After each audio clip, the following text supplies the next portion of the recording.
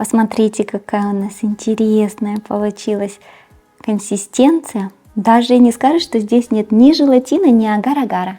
Чудесно держит форму. Всем большой привет, дорогие мои зрители! Сегодня мы с вами приготовим очень интересный десерт, летний, свежий, без выпечки. Здесь у меня 60 граммов кукурузного крахмала. Добавляем 500 миллилитров апельсинового сока. Можно из пакетика, можно свежевыжатого, но лучше без мякоти. Если хотите, то в принципе можно и с мякотью. Сначала перемешиваем, добавляю немножко и перемешиваю, чтобы весь крахмал у нас разошелся.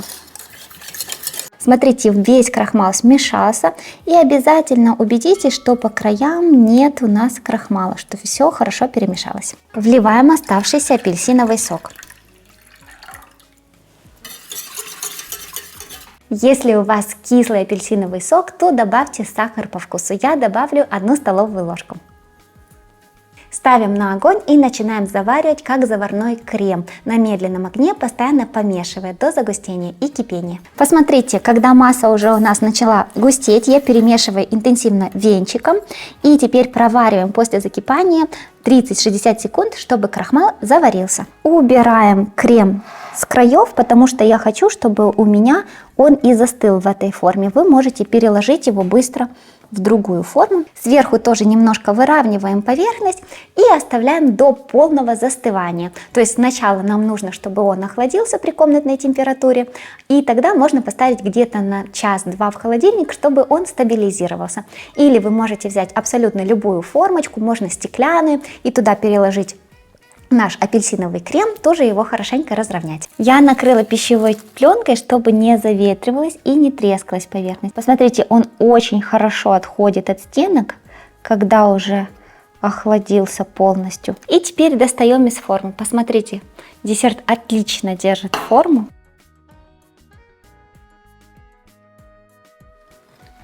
Вот такая у нас интересная получилась красота. Теперь я хочу его нарезать и аккуратно перекладываю на доску. Он такой интересный. Смотрите. Можно сделать, как у меня, в виде маленького тортика, а можно нарезать на квадратики, если хотите. Вот. Похоже на желе, но, как видите, без желатина.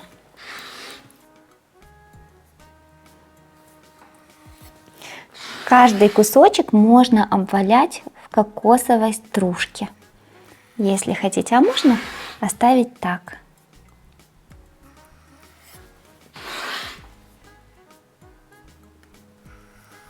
Посмотрите, какая у нас интересная получилась консистенция. Даже и не скажешь, что здесь нет ни желатина, ни агар-агара.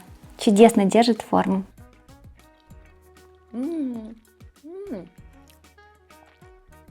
Очень вкусный, освежающий, нежный, то, что нужно для лета. Слегка кисловатый, в меру сладкий.